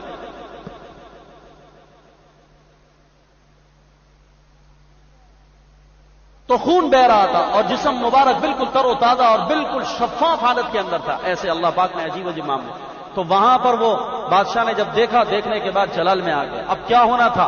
بادشاہ نے کہا سچ سچ بتاؤ تم کون ہو؟ انہوں نے سمجھ گئے کہ ہم پھنس گئے، تو انہوں نے کہا ہم یہودی ہیں اور ہمارے علاقے کے لوگوں نے، ہمارے بادشاہ نے یہاں پر حضور صلی اللہ علیہ وسلم کا جسم مبارک چوری کرنے کے لیے بھیجا تھا اور ہم حضور صلی اللہ علیہ وسلم کے جسم کو چوری کرنے کے لیے آئے تھے۔ بادشاہ نے کہا چلو میرے ساتھ۔ اس کے بعد جھوپڑی میں گیا، بادشاہ نے سامان دیکھا، گڑھا رکھا ہوا ہے، ایک طرح مسلح بچھا ہوا ہے، چٹائی بچھی ہوئی ہے، کوئی آثار نہیں ہے۔ بادشاہ نے مسلح اٹھا کے پھینکا، اس نے کے بعد جب چٹائی اٹھائی تو نیچے ایک تختہ نظر آیا، اس پہ پیر رکھا تو اندازہ ہوا کہ تختہ کسی گڑھے کے اوپر رکھا۔ جب تختہ ہٹایا تو اس کے اندر سرنگ نکلی ہوئی تھی، اس سرنگ کے ذریعے سے جب اندر گئے تو حضرت عمر بن خطاب کے پیر مبارک تک بادشاہ پہنچ گیا۔ وہ تو پیروں کا بوسہ لینا اسلام کے اندر نہیں ہے، وہ نور زنگی عمر کے پیروں کا بوسہ لے لیتے ہیں۔ بس جلال میں آ گئے۔ الحمدللہ اللہ نے مدینہ منورہ کے اندر ہمیں وہ جگہ دکھائی ہے جو وہاں کے پرانے لوگ بتاتے ہیں۔ بادشاہ نے پھر ان دونوں کو بلایا، اب بلانے کے بعد حضور صلی اللہ علیہ وسلم کے روضے مبارک کے بالکل سامنے ان کو کھڑا کیا اور وہاں پر چونا منگوایا، اور چونا منگوانے کے بعد اس کے اندر پانی ڈلوایا اور تیزاب ڈلوایا۔ چونے میں پانی ڈال دو تو پکنے لگتا ہے، اس میں تیزاب ڈلوایا چونے کے اندر۔ جب وہ کھولنے لگا تو ان بغیرتوں کو حضور کے پیروں کے سامنے بالکل جہاں آپ صلی اللہ علیہ وسلم کی نگاہیں ہیں اسی جگہ پہ اللہ کے پیارے پیغمبر کے دشمنوں کو اس چونے کے اندر، جس کے اندر تیزاب ڈال کے پکایا گیا تھا، اس کے اندر ان کے جسموں کو ڈالا، جو ہی ڈالا سارا گوشت ختم، ہڈی کا پنجرا رہ گیا۔ آج بھی وہ جگہ مدینہ منورہ میں حکومت سعودیہ نے سفید باؤنڈری بنا کر اس جگہ کو آج تک محفوظ کر دیا ہے. یہ وہ جگہ ہے جہاں اللہ کے نبی کے دشمنوں کو سزا دی گئی. باب السلام سے سلام پڑھنے کے لیے آتے ہیں اور پھر اس کے بعد جب باہر نکلتے ہیں جس دروازے کے ساتھ، اس دروازے کے ساتھ آپ کو ایک سفید کمرہ باہر بنا ہوا نظر آئے گا، سفید رنگ کی ایک دیوار نظر آئے گی. یہ وہ جگہ ہے جہاں پر نور الدین زنگی رحمۃ اللہ علیہ نے ان بدبختوں کو، یہودیوں کو سزا دی تھی جو حضور صلی اللہ علیہ وسلم کے جسم مبارک کو چوری کرنے کے لیے آئے. کیف تکفرون باللہ وکنتم امواتا فاحیاکم، کیسے تم انکار کرتے ہو اللہ کا حالانکہ تم بے جان تھے، پس زندہ کیا تم کو. ثم یمیتکم، پھر تم کو موت دیں گے. ثم یحییکم، پھر تمہیں زندہ کریں گے. ثم الیہ ترجعون، پھر اس اللہ کی طرف تمہیں لوٹایا جائے گا. حضور کا ایک غلام تھا، واقعات بہت سارے ذہن میں آتے رہتے ہیں، بخاری کی روایت ہے. حضور کی سواری کی نکیل پکڑ کے چلتا تھا، جہاد میں حضور کے ساتھ ہے، پیارے آقا کے ساتھ. جہاد میں فتح ہو گئی، مال غنیمت مل گیا. صحابہ مال غنیمت کو جمع کر رہے تھے. اس دوران کے اندر کہیں سے ایک گمنام تیر آیا جو پیارے آقا کی سواری کی لگام پکڑا ہوا غلام تھا. حضور کا غلام، سواری کا خادم، نبی کا خادم، اور حضور کے ساتھ جہاد میں شریک اور جہاد میں کامیابی کے بعد لوٹ رہا. گمنام تیر آیا اور آ کر اس کے دماغ پر لگا، جس سے وہ وہیں پر گرا اور گرنے کے بعد زخمی ہو کے ختم ہو. صحابہ حیران ہو گئے اس کے درجے کو دیکھ کر. تو صحابہ اکرام رضوان اللہ تعالی علیہم اجمعین کو جب یہ پتہ چلا اور حضرات صحابہ میں یہ واقعہ مشہور ہوا تو حضرات صحابہ اکرام رضوان اللہ تعالی علیہم اجمعین نے اس کے لیے کہا ہنیئا لہ الشہادہ، ہنیئا لہ الشہادہ، واہ واہ اس غلام کو شہادت مبارک ہو. کتنی پیاری شہادت جو اس کو ملی، کتنی پیاری شہادت اس کو ملی. جلد نمبر 2 کے اندر امام بخاری رحمۃ اللہ علیہ صفحہ نمبر 607 پر یہ واقعہ نقل کیا ہے.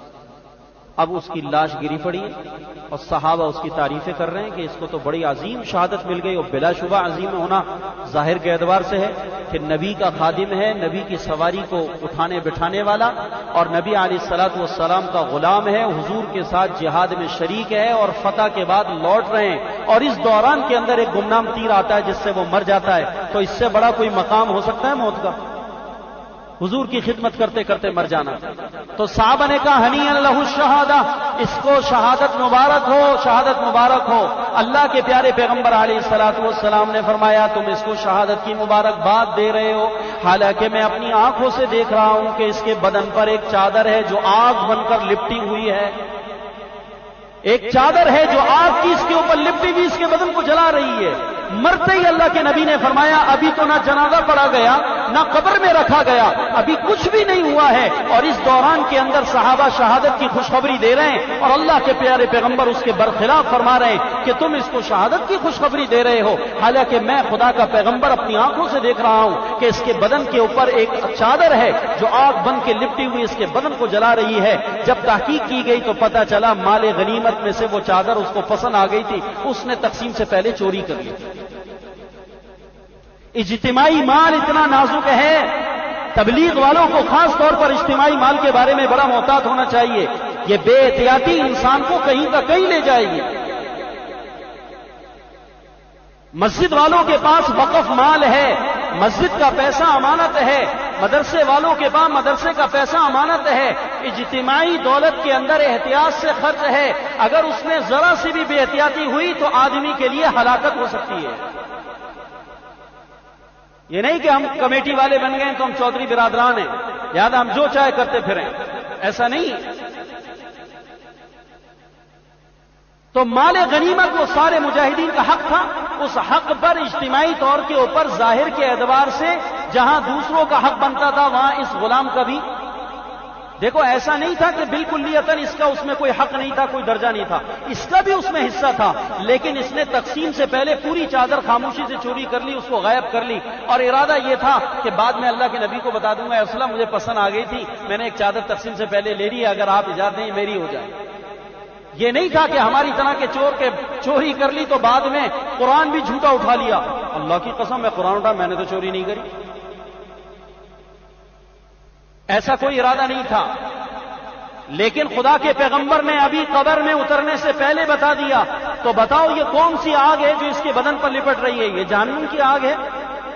یہ کون سی آگ ہے جو اس کے بدن پر لپٹ رہی ہے؟ یہ جہنم کے علاوہ ابھی تو اس کا میزان نہیں رکھا گیا، ابھی تو ترازو نہیں آیا، ابھی تو اعمال کا تول نہیں شروع ہوا، ابھی تو نیکی اور گناہوں کے پڑھنے کے جھکنے کا سوال نہیں ہوا. اس سے پہلے بخاری کے اندر روایت ہے، امام بخاری فرما رہے ہیں کہ اس کتاب الجہاد کے اندر کہ مال غنیمت کی چوری اتنا بڑا وبال ہے. مال غنیمت میں سے ذرا سی چوری نے اس غلام کو کس درجے تک پہنچا دیا، حالانکہ وہ کتنے بڑے درجے کا ظاہر کے اعتبار سے مالک تھا، لیکن اللہ کے پیارے پیغمبر نے فرمایا اس کو تو آگ لپٹی ہوئی. تو بھائی مرنے کے بعد عذاب قبر برحق ہے. ایک غیر مقلد ایک مولوی صاحب سے بحث کرنے لگا اور یہ کہنے لگا کہ اگر عذاب قبر پر بہت ساری انکاری دلیلیں دینے لگا، یہ مسئلہ وہ مسئلہ وہ مسئلہ بتانے لگا. تو مولوی صاحب نے کہا یار تم سے بحث بیکار ہے، ہم آپ کو سیدھی سی بات کرتے ہیں، ایک اصولی بات آپ سے کر دیتے ہیں، اور وہ یہ ہے کہ بھئی جو عذاب قبر کا انکاری ہے وہ اس کی تیاری نہ کرے، جو عذاب قبر کو مانتا ہے وہ تیاری کرے، مرنے کے بعد پتہ چل جائے گا کہ قبر کا عذاب ہے کہ نہیں. بھائی ہم قائل ہیں اس کی تیاری کر رہے ہیں، آپ کو کوئی تکلیف ہے؟ ہم قائل ہیں اس لیے ہم بچنے کی تیاری کر رہے ہیں. آپ نہیں ہو نہ کرو، مرنے کے بعد پتہ چل جائے گا. یہ دنیا ہے کتنے دن کی، مرو گے تو قبر میں جا کر پتہ چلے گا کہ تھا کہ نہیں تھا. اور حدیثوں کے انکار نے ہمیں کہاں پہنچایا؟ آیا ہمارے کو یہ انکار صرف گمراہی تک لے گیا یا ہمارا ایمان بھی کھا گیا؟ 30 سے زیادہ روایات، کس کس روایت کی سند پر اعتراض کر کے آدمی حدیثوں کے اوپر اعتراض کرے گا؟ قوم نوح تھی نا، قوم نوح. قوم نوح کو اللہ نے کس عذاب سے ہلاک کیا؟ قوم نوح کو کس عذاب سے ہلاک کیا؟ پانی کے عذاب سے. اللہ نے سورۃ النوح کے اندر دوسرے رکوع میں جا کر دیکھ لینا، سورۃ النوح میں 29ویں پارے کے اندر پڑھ لینا خود ہی ترجمہ کھول کے. مما خطیاتہم اغرقوا فادخلوا نارا، مما خطیاتہم اغرقوا فادخلوا نارا. ان کو بڑے بڑے گناہوں کے سبب غرق کیا گیا. قوم نوح کو کس سبب سے غرق کیا گیا؟ بڑے بڑے گناہ، انکار بڑا گناہ ہے. انہوں نے ان گناہوں کے سبب ان کو گمراہوں کو ان کو اللہ تعالیٰ نے غرق کیا، پانی کا عذاب دیا. مما خطیاتہم، بسبب ان کی خطیہ کے، ان کی خطاؤں کے. اغرقوا، غرق کیے گئے پانی میں. اغرقوا، غرق کیے گئے پانی میں. فادخلوا نارا، اور جو ہی غرق کیے گئے پانی میں حکم آیا کہ ان کو آگ میں ڈال دو. حکم آیا مما خطیاتہم اغرقوا فادخلوا نارا، غرق کیے گئے اور پھر کہا گیا کیا؟ کہاں داخل کیے گئے؟ آگ میں. تو ابھی تو حساب و کتاب نہیں ہوا، کون سی آگ میں ڈال دیا قوم نوح کو اللہ میاں نے؟ یہ کون سی آگ ہے جس میں اللہ تعالیٰ نے قوم نوح کو غرق کرنے کے بعد اگر عذاب دینے کا ذکر ہے صرف، تو عذاب تو پانی کے عذاب سے آیا ہے، تو پانی کا عذاب کافی تھا کہ غرق کر دیا، ڈبو دیا، ختم کر دیا، بات ختم ہو گئی. لیکن قرآن نے دونوں باتوں کو ذکر کیا ہے، غرق کرنے کو الگ ذکر کیا اور آگ میں ڈالنے کو الگ ذکر کیا. اس میں واضح اس بات کی طرف قرآن نے اعلان کیا ہے کہ غرق کرنے کے بعد جہاں پہنچے ہیں وہ جگہ جہنم نہیں ہے، بلکہ اس کے علاوہ وہ آگ ہے جس میں اللہ نے ان کو ڈالا ہے. جہنم میں تو حساب و کتاب کے بعد ڈالا جائے گا، جس کو روز قیامت کہتے ہیں. لیکن یہاں تو فوراً حکم آیا مما خطیاتہم اغرقوا فادخلوا نارا، فادخلوا نارا، نار میں داخل کر دیے گئے. تو قرآن کے اندر بھی عذاب قبر کے متعلق آیات موجود ہیں. اللہ اکبر. تو بھائی دیکھو یہ آیت پاک سے یہ بات ثابت ہو گئی. اگلی آیت هو الذی خلق لکم ما فی الارض جميعا ثم استوى الى السماء فسواهن 7 سماوات وهو بكل شيء علیم. بس اس آیت کو ذکر کر کے درس ختم کر لیتے ہیں. حضرت آدم علیہ الصلوۃ والسلام کا واقعہ بھی بڑا ایک دلچسپ واقعہ ہے اور بہت کچھ اس کے اندر عبرت کی چیزیں ہیں انشاءاللہ. ارادہ تھا کچھ تھوڑا سا اس کا ترجمہ کر کے تھوڑا سا اس کے ساتھ مناسبت اس درس میں کر لیں گے، لیکن وقت ہو چکا ہے. بس اس آیت کے اوپر ہم اپنی بات کو ختم کرتے ہیں. دیکھو بھائی، عرض یہ کر رہا تھا کہ اللہ تعالیٰ نے نعمت حیات کا ذکر کیا تھا نا پچھلی آیت میں.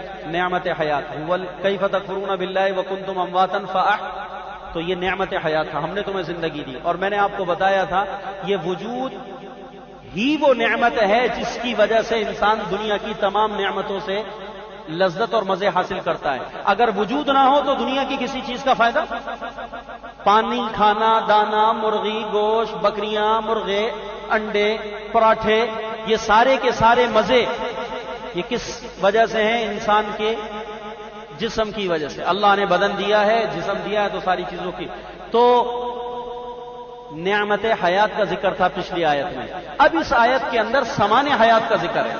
پہلی آیت کے اندر نعمت حیات تھا کہ ہم نے زندگی دی ہے، اور اب هو الذی خلق لکم ما فی الارض جمیعا کے اندر سامان حیات ہے کہ میاں جسم دے دیا، تمہیں جسم عطا کر دیا، تمہیں بدن عطا کر دیا، تو صرف تمہیں بدن عطا نہیں کیا بلکہ اس بدن کی ضروریات بھی ہم نے پیدا کر دی. دیکھو بھائی کیا کہہ رہا ہوں، ہم نے صرف بدن پیدا نہیں کیا بلکہ بدن پیدا کرنے کے ساتھ ساتھ ہم نے نعمت حیات، سامان حیات پیدا کر دیا.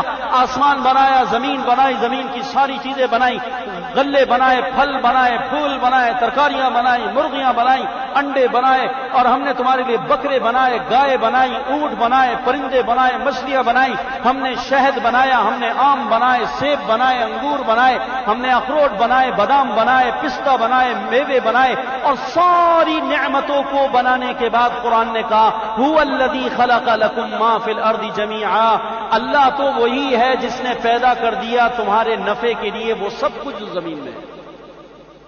سامان حیات، اس میں کون سی نعمت کا ذکر آ گیا؟ سامان، اس میں نعمت جسم کا ذکر تھا کہ ہم نے تمہارے کو حیات کی نعمت دی ہے. یہاں پر اب سامان حیات کا ذکر کیا گیا. هو الذی خلق لکم ما، وہی ہے جس نے پیدا کیا. هو الذی، وہی ہے، خلق لکم، جس نے پیدا کیا تمہارے نفع کے لیے، ما فی الارض جمیعا، جو کچھ زمین میں ہے. جو کچھ زمین میں ہے وہ کس کے لیے پیدا کر دیا؟ جی تمہارے لیے. اللہ اکبر. میرے بھائیو خدا کی نعمتیں بھی دیکھو. اللہ نے کہا کہ جو کچھ زمین میں ہے ہم نے تمہارے لیے پیدا کیا. تو آپ بتاؤ کہ دعویٰ سچ ہے کہ غلط؟ جو کچھ زمین میں ہے یہ ہمارے لیے ہے یا کسی اور کے لیے؟ ہمارے لیے. اس میں سے کسی چیز سے اللہ میاں کو کوئی فائدہ؟ آسمانوں کا اللہ کو کوئی فائدہ ہے؟ چاند کی روشنی سے اللہ کو کوئی کام ہے؟ سورج کی روشنی سے اللہ میاں کو کوئی کام ہے؟ بارش سے کوئی کام ہے؟ کوئی اللہ تعالیٰ کو زمین کے اناج سے کوئی کام ہے؟ کوئی دریاؤں سے، کوئی نہروں سے، کوئی سمندروں سے، کوئی لال یاقوت مرجان، کوئی سونا، کوئی چاندی، کوئی پیٹرولیم، ان تمام کی تمام چیزوں سے اللہ کو کوئی سروکار، کوئی کام؟ یہ سب کس کے نفع کی؟ هو الذی خلق لکم ما فی الارض جمیعا، وہی ہے، وہی ہے اللہ. اللہ کو پہچاننا کتنا آسان ہے. ارے تم رب کو نہیں پہچانتے ہو، تم کیسے کافر ہو؟ تم اپنے پروردگار کا کیوں کر انکار کرتے ہو؟ اور تم کیسے انکار کرو گے جس رب نے اتنی نعمتیں کر دی ہیں؟ اس اللہ کو پہچاننا تو کتنا آسان ہے. ساری کائنات کا سارا نظام تمہارے لیے بنا دیا ہے. اس لیے ایک حدیث پاک میں آتا ہے، حضور صلی اللہ علیہ وسلم نے ارشاد فرمایا ان الدنیا خلقت لکم وانتم خلقتم للآخرہ. اللہ تعالیٰ کی طرف سے ارشاد آیا، میرے بندو، حدیث قدسی کا مفہوم ہے، اللہ تعالیٰ فرماتے ہیں میرے بندو یہ سب کچھ میں نے دنیا جو بنائی ہے تمہارے لیے بنائی، پر تم کو میں نے اپنے لیے بنایا. ان الدنیا خلقت لکم، دنیا کس کے لیے بنائی گئی؟ تمہارے لیے.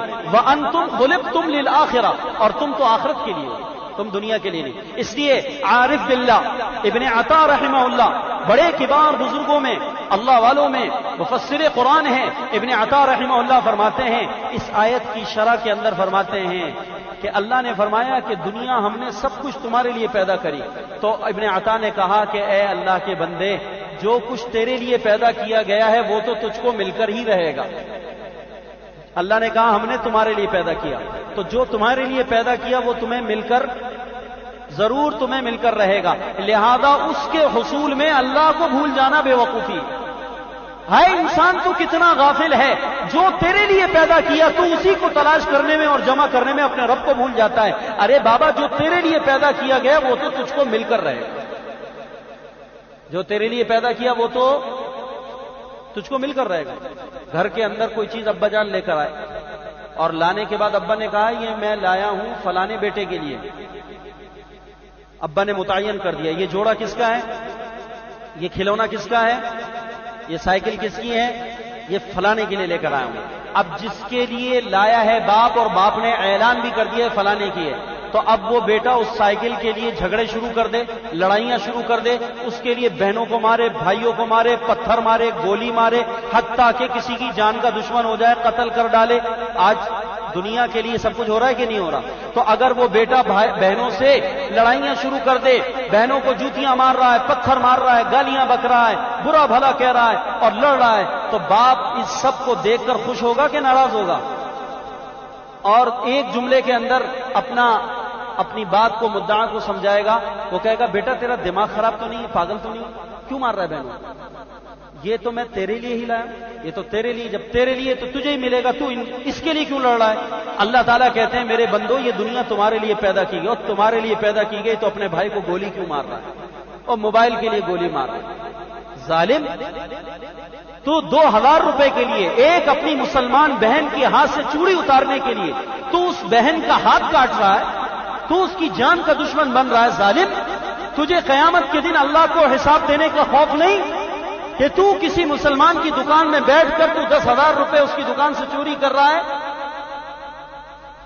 اللہ قرآن میں کہہ رہے ہیں وَالَّذِي خَلَقَ لَكُم مَّا فِي الْأَرْضِ جَمِيعًا، اس زمین میں جو کچھ ہے یہ سب تمہارے لیے ہے۔ ابن عطا کہتے ہیں جب اللہ نے دنیا کو تیرے لیے بنایا تو یہ تو تجھ کو مل کر رہے گی، یعنی اس میں جتنا حصہ تیرا ہے وہ تیرے پاس آ کر رہے گا۔ کاہے کو ضرورت ہے کہ تو اپنے اس حصے کو لینے کے لیے حرام کاری کرے؟ حرام دروازہ کیوں کھولتے ہو روزی کے لیے؟ حلال سے نہیں دیں گے اللہ؟ بتاؤ بھائی، جو مقدر کا ہے وہ حلال سے ملے گا کہ نہیں ملے گا؟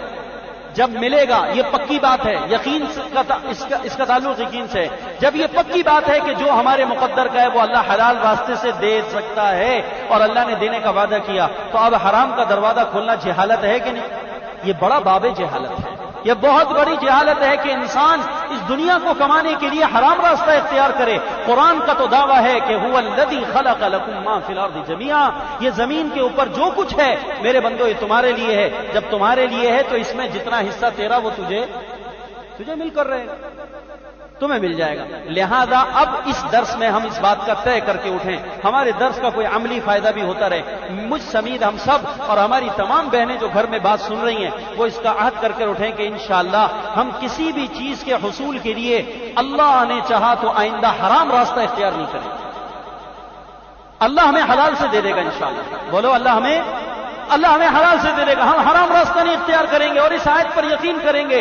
اللہ ہم نے مسجد میں بیٹھ کر تیرے قرآن کی اس آیت کو پڑھا تھا اور سمجھنے کی کوشش کی تھی، اور کوئی تیرا مسکین بندہ سمجھانے کی کوشش کر رہا تھا، کتنا سمجھایا کتنا نہیں سمجھایا وہ تو الگ بات ہے، لیکن کوئی تیرا بندہ سمجھانے کی کوشش کر رہا تھا کہ دنیا کو تو نے ہمارے لیے پیدا کیا، جب تو نے ہمارے لیے پیدا کیا تو انشاءاللہ یہ تو ہمیں دے کر رہے گا، لہذا ہمارا تیرا پکا عہد ہے تجھ سے کہ آئندہ اس کے حصول کے لیے ہم حرام راستہ اختیار نہیں کریں گے، بالکل ہم حرام راستہ اختیار نہیں کریں گے۔ اللہ انشاءاللہ اس عزم پر ہمیں ہمارے مقدر کا سارا حلال دروازے سے دے گا، اور اللہ پاک دے گا بھی، خوش ہو کر دے گا۔ اللہ پاک هو الذی خلق لکم ما فی الارض جميعا، وہی ہے جس نے پیدا کیا تمہارے نفع کے لیے جو کچھ زمین کے اندر ہے وہ اللہ نے تمہارے لیے پیدا کیا، اور جو کچھ زمین میں اس سے انسان کو بالواسطہ یا بلا واسطہ انسان کو نفع پہنچ رہا ہے، جو بھی چیزیں ہیں سب انسان کے لیے، جتنا کچھ ہے اللہ نے انسان کے لیے پیدا کر دیا ہے۔ آپ پانی کو دیکھیں، سورج کو دیکھیں، چاند کو دیکھیں، مچھلیوں کو دیکھیں، بکروں کو دیکھیں، مرغیوں کو دیکھیں، گائے کو دیکھیں، دال دیکھیں، سبزیاں دیکھیں، پھل فروٹ دیکھیں، حتیٰ کہ آپ دوائیاں دیکھیں، زہر دیکھیں، اللہ نے ہر چیز کو انسان کے لیے واسطہ بالواسطہ ہر چیز کا فائدہ انسان کو پہنچ رہا ہے۔ کتنی دوائیں ایسی ہیں جو ایسے امراض کے اندر دی جاتی ہیں جن میں کچھ زہر کی مقدار ملا کر دی جاتی ہے، اگر زہر کا کچھ حصہ اس میں نہ ملایا جائے تو وہ بیماری دور نہیں ہوتی، اس لیے ہائی قسم کے جو ہے وہ کیمیکل انسان کے بدن میں جو زہر ہوتے ہیں، اگر خالصتاً وہ زہر انسان پی لے تو مر جائے گا، لیکن اسی زہر کو تھوڑی ڈوز کر دیا جائے تو کہنے کو تو زہر ہے، نیلا طوطا ہے، ہرا طوطا ہے اور بہت خطرناک کیمیکل ہے، اس دنیا میں پیدا کیا گیا، لیکن خدا نے اس زہر کو بھی تیرے نفع کے لیے پیدا کیا۔ انسان زہر کھا رہا ہے کہ نہیں کھا رہا؟ یا ہمارے آصف بھائی میڈیکل کے بیٹھے ہوئے، ان سے آپ پوچھیں، یہ کہہ رہے ہیں ویلکم کے اندر دواؤں کی کمپنی میں مولوی صاحب ہماری کمپنی میں اتنے خطرناک قسم کے کیمیکل آتے ہیں جو دواؤں میں ڈالے جاتے ہیں کہ اگر اس کیمیکل کا ذرا سا حصہ خالص کر کے کوئی کھا لے تو مر جائے گا، لیکن اس کو پروسیجر کے ذریعے سے ادھر گھما ادھر گھما، یہ ملا وہ مرکب مرکبات کرنے کے بعد اس کو تیار کیا جاتا ہے. اب وہی زہر انسان کے لیے تریاق کا کام دے رہا ہے. انسان کے لیے او بابا تریاق کا کام دے رہا ہے. سانپ کا زہر کام میں لایا جا رہا ہے، بچھوؤں کا زہر کام میں لایا جا رہا ہے، اور جناب سانڈے کا زہر کام میں لایا جا رہا ہے. بچھو کو جو ہے وہ کچلنے کے بعد اس کی چربی سے اور اس کے زہر کے ساتھ تیل تیار کیا جاتا ہے، اس سے فلانے درد کے اندر شفا ہوتی ہے.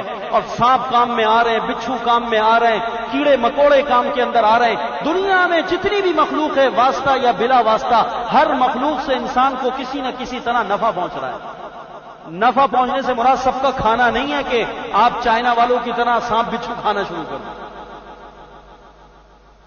یعنی اللہ نے سب کچھ پیدا کیا، تو پیدا کرنے سے یہ مراد نہیں ہے کہ جب ہمارے لیے سب کچھ پیدا ہوا تو سب حلال ہے. سب حلال نہیں ہے. حرام اور حلال کی تفصیل علیحدہ ہے. کچھ چیزیں ایسی ہیں جو حرام ہونے کے باوجود بھی تجھے نفع پہنچا رہی ہیں. گدھا کھانا حرام ہے لیکن نفع ہے گدھے سے. کتا حرام ہے لیکن کتے سے نفع ہے. کتے سے کتنے منافع امت کو پہنچ رہے ہیں.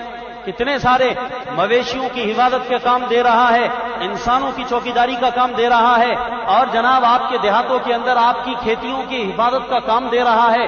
بہت سارے کاموں کے اندر ایک حرام جانور کام آ رہا ہے، اور اس حرام کام کے ذریعے، اس حرام جانور کے ذریعے کتنے نفع لیے جاتے ہیں، کتنے سارے کام ہو رہے ہیں. اللہ تعالیٰ نے اتنی ساری چیزیں پیدا فرمائی ہیں جو ظاہر کے اعتبار سے تو حرام ہے، یعنی ان کا کھانا استعمال کرنا ظاہر میں، لیکن اس کو کسی نہ کسی واسطے سے اللہ نے انسان کے نفع کے لیے پیدا کیا. اچھا پھر نفع دو طرح کا ہوتا ہے، ایک نفع جسمانی ہوتا ہے اور ایک نفع روحانی ہوتا ہے. بعض مخلوق ایسی ہے جس سے جسمانی نفع تو نہیں لیکن روحانی نفع ہے. کیا؟ اس کو دیکھ کر خدا کی عظمت یاد آ گئی، اللہ کی قدرت یاد آ گئی، اللہ کی تعریف زبان سے نکل گئی، جنت مل گئی. کھایا تو نہیں لیکن اس کو اللہ اکبر، خدایا تو نے کیسا کیڑا پیدا کیا، کیسے رنگ دیے اس کو، کیسی اللہ تو نے خلقت دی، اے اللہ اس کے کتنے سارے پیر بنا، وہ چونٹا جا رہا ہے، یہ دیکھو وہ پیارے دیکھ چونٹا آ رہا ہے تیری طرف، یہ دیکھو یہ اللہ نے کیسے پیدا کیا. کالا سا مکوڑا بھی آ گیا سامنے. اس چونٹے کو اللہ نے پیدا کیا ہے. اب یہ چونٹا ایسا حیران کر دینے والا ہے، اس کا ایسا عجیب نظام ہے. اللہ تعالیٰ نے اس کو پیدا کیا، اس میں غور کرو، اس کے پیر دیکھو، سر دیکھو، اس کی بادشاہت دیکھو اور اس کا انداز دیکھو، اور اس چھوٹی سی مخلوق کا آپ قوت دیکھیں کہ بڑے بڑے انسانوں کو یہ ہلا کر رکھ دیتا ہے.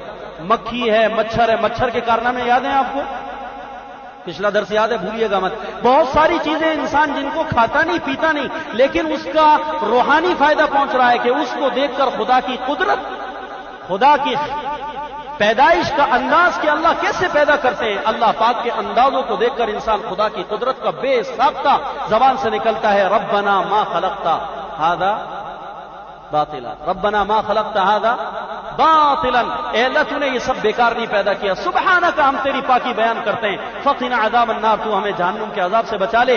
اللہ نے کہا میرے کتنے ہی بندے ایسے ہیں جو میری مخلوق میں غور اور تدبر کے راستے سے جنت کے مستحق ہو گئے. کچھ بھی نہیں تھا، تدبر کے راستے سے اللہ نے جنت دی. تو بھائی هو الذی خلق لکم ما فی الارض جمیعا، وہی ہے جس نے پیدا کیا تمہارے لیے زمین کو، زمین میں جو کچھ ہے سارا تمہارے نفع کے لیے پیدا کیا. تو نفع سے مراد جسمانی نفع بھی ہے اور نفع سے مراد روحانی نفع بھی، یا نفع سے مراد معنوی نفع بھی ہے. نفع سے مراد معنوی نفع بھی مراد ہے. اللہ تعالیٰ کی بعض مخلوق سے ہمیں جسمانی نفع ہے اور بعضوں سے ہمیں روحانی نفع ہے، معنوی طور کے اوپر نفع، ان سے بہت سارے منافع ہمیں پہنچ رہے ہیں. پھر اللہ نے کہا ثم استوى الى السماء فسواهن سبع سماوات، پھر ارادہ کیا آسمان کی طرف، ثم استوى الى السماء، پھر ارادہ کیا آسمان کی طرف، فسواهن، سو ٹھیک کر دیا اس کو، سبع سماوات، 7 آسمان، وهو بكل شيء عليم، وہ ہر چیز سے خبردار. پھر اس کے بعد آسمان. تو زمین پہلے بنی، آسمان. اس آیت کی روشنی میں یہ پتہ چل رہا ہے کہ اللہ نے زمین پہلے بنائی ہے اور آسمان، اس لیے کہ اس آیت میں زمین کا ذکر پہلے، آسمان کا ذکر بعد میں. لیکن بات یہ ہے کہ قرآن پاک کے اندر ایک آیت سورۃ النازعات میں کھڑی ہے، اس آیت کے اندر اللہ نے زمین کے بنانے کا ذکر پہلے کیا ہے اور آسمان کا بعد میں، آسمان کا ذکر پہلے کیا ہے، زمین کا بعد میں. اَأَنْتُمْ أَشَدُّ خَلْقًا أَمِ السَّمَاءُ، اَأَنْتُمْ أَشَدُّ خَلْقًا أَمِ السَّمَاءُ بَنَاهَا، کیا تم کو پیدا کرنا انسانوں مشکل کام ہے، آسمان کو بنانا مشکل ہے؟ خلقت کے ظاہری اعتبار سے انسان کا جثہ بنانا مشکل یا آسمان کو بنانا؟ اللہ کے لیے تو دونوں میں سے کوئی بھی مشکل نہیں. لیکن اگر ان دونوں کو مقابلے پر لایا جائے تو جسم اور جثے کے اعتبار سے، خلقت کے اعتبار سے عظیم الشان جثہ انسان کا یا آسمانوں کا؟ آسمان کیسے بڑے اللہ نے بنا دیے. تو اللہ نے کہا انتم اشد خلقا ام السماء. یہ دراصل اس پر متفرع ہے کہ کافر کہتا ہے کہ مرنے کے بعد ہمیں دوبارہ کیسے جلایا جائے گا. اللہ نے کہا کمال کی بات ہے کہ تم اپنے پیدائش پر غور نہیں کرتے اور مرنے کے بعد دوبارہ جلائے جانے کا انکار کرتے ہو. ہم نے تمہیں عدم سے وجود دے دیا اور اس کے بعد ہم تمہارے کو پیدا کر کر اتنی زندگی دے چکے ہیں، تو مرنے کے بعد تمہیں دوبارہ بنانا پیدا کرنا کیا مشکل ہے؟ اللہ نے تو آسمان بنا دیے، تو کیا اللہ کے لیے آسمان بنانا مشکل تھا یا تمہارا پیدا کرنا؟ جب اللہ نے آسمان جیسی مخلوق بنا دی، اللہ نے آسمان جیسی خلقت تیار کر دی، تو تمہیں پیدا کرنا کیا مشکل ہے؟ انتم اشد خلقا ام السماء بناها رفع سمكها. اس کو اللہ نے بلند کیا، رفع سمكها فسواها واغطش ليلها واخرج ضحاها، اور اس کی رات کو اندھیری والا بنا دیا اور اس سے دھوپ کو، اجالے کو نکالا اس کے دن کے اندر، اس کے دن کو خوب اجالے والا بنا دیا، اس سے دھوپ روشنی نکال دی. اس اللہ تعالیٰ نے آسمان و زمین کے نظام کو ذکر کرتے ہوئے پہلے آسمان کا تذکرہ لائے اور اس کے بعد کہا والارض بعد ذلك دحاها، اور اس کے بعد زمین کو بچھا دیا. اس کے بعد زمین کو، تو وہاں پر سورۃ النازعات میں آسمان کا بنانا مقدم ہے، زمین کا بنانا مؤخر، کے پہلے آسمان بنایا بعد میں زمین کو بچھایا. اور یہاں پر کہا گیا کہ پہلے ہم نے زمین کو اور جو کچھ اس میں ہے سب تمہارے لیے پیدا کیا، پھر کہا آسمان کی طرف متوجہ ہوا اور آسمان کو 7 آسمان بنا دیا. علم الحیت والے کہتے ہیں کہ آسمان کی تعداد 9 ہے. قرآن کی اس آیت کی روشنی کے اندر علم الحیت والوں کا یہ قول باطل ہے کہ آسمان کی تعداد 9 ہے. آسمان کی تعداد کتنی ہے؟ 7 ہے. قرآن کا دعویٰ ہے کہ 7 ہے. علم الحیت والے کہتے ہیں کہ آسمان کی تعداد 9 ہے، جو کہ بالکل غلط قول ہے، باطل قول ہے. اللہ تعالیٰ نے آسمان کو پہلے بنایا، ایک جگہ یہ ذکر ہے جیسا کہ سورۃ النازعات میں، اور زمین کے بچھائے جانے کا ذکر بعد میں. اور یہاں پر اللہ نے کہا کہ زمین ہم نے پہلے پیدا کری اور بعد میں آسمان. تو اب یہ تعارض آیا. اس تعارض کے دفعے کا طریقہ یہ ہے جو مفسرین نے ذکر کیا ہے کہ قرآن پاک کی اور بھی آیات ہیں جس سے پتہ چلتا ہے کہ زمین پہلے پیدا کی گئی اور آسمان بعد میں.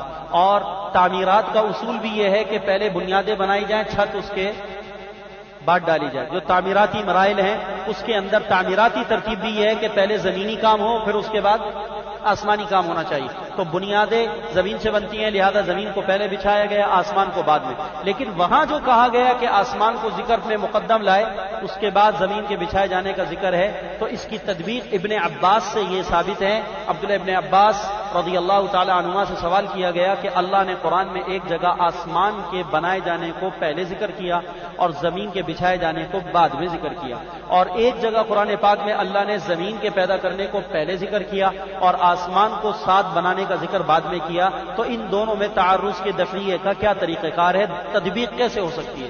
تو ابن عباس رضی اللہ عنہما نے فرمایا کہ اللہ نے زمین کو پہلے پیدا کیا، اللہ نے زمین کو پہلے پیدا کیا، آسمان کو بعد میں پیدا کیا.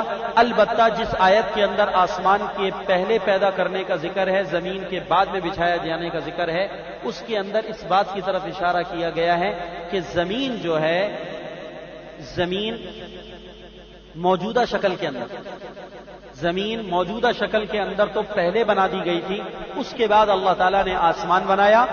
آسمان بنانے کے بعد زمین میں اللہ تعالیٰ نے ازلی اور قدرت نے ازلی طور پر جو اس کے اندر خزانے ودیت فرمائے ہیں، جو اللہ تعالیٰ نے خزانے اس کے اندر ودیت فرمائے ہیں، اگانے کی صلاحیت، نہروں کی صلاحیت، اور جناب جو ہے پیٹرولیم کی صلاحیت اور پیٹرول کی صلاحیت اور سونے چاندی کی اس کے اندر کانے، اور جناب اس میں گیس کی کانے اور کوئلے کی کانے اور چونے کی کانے، اور اس زمین کے اندر جتنا کچھ قدرت نے ودیت رکھا ہوا تھا، اس میں سبزی بونے کی طاقت اور صلاحیت اس کے اندر پیدا فرمائی ہے. اللہ نے آم کی بونے کی صلاحیت پیدا فرمائی ہے، ساری ودیت رکھی ہوئی تھی.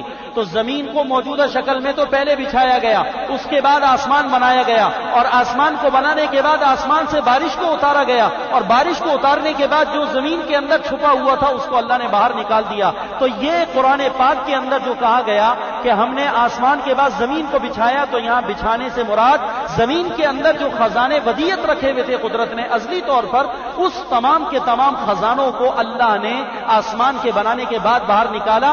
صرف اس کو پھیلا دینے کا کام زمین کا پہلے ہوا ہے. زمین پہلے پھیلائی گئی ہے لیکن اس میں پھر اس وقت تک درخت نہیں تھے، اس وقت تک نہریں نہیں تھیں، اس وقت تک اس کے اندر سمندر اور دریا کا ظہور نہیں تھا، اس پانی موجود تھا اندر لیکن اس کا ظہور نہیں تھا، اس وقت تک اس زمین کے اوپر ہمارے کو کوئی اور گیس کی شکل میں کوئی مایا بہنے والی ہمیں نظر نہیں آتی تھی، اس پر کوئی اناج نہیں تھا، اس کے اوپر کوئی سبزیاں ترکاریاں نہیں تھیں، اس کے اوپر کوئی پھل فروٹ نہیں تھا، یہ سارا کا سارا کچھ نہیں تھا، صرف چٹیل میدان تھا۔ بعد کے اندر اللہ سبحانہ و تعالیٰ نے جب آسمانوں کو بنا لیا تو آسمانوں کو بنانے کے بعد وَالْأَرْضَ بَعْدَ ذَلِكَ دَحَاهَا، اور اس کے بعد زمین کو ہم نے بچھایا، یعنی بچھانے سے مراد کیا؟ اخرج منہا ماءہا، اس سے ہم نے اس کا پانی نکالا، وَمَرْعَاهَا، اور ہم نے اس سے اس کا چارہ نکالا، اس سے چارہ نکالا، جس کو جانور کھاتے ہیں چارہ نکالا، اللہ نے سبزیاں ترکاریاں نکالی، انسان کھاتا ہے۔ تو قرآن کی انداز بیان سے بھی یہ بات واضح طور پہ پتہ چلتی ہے کہ زمین پہلے بنی ہے، آسمان بعد میں بنا ہے۔ سمجھ میں آ گئی؟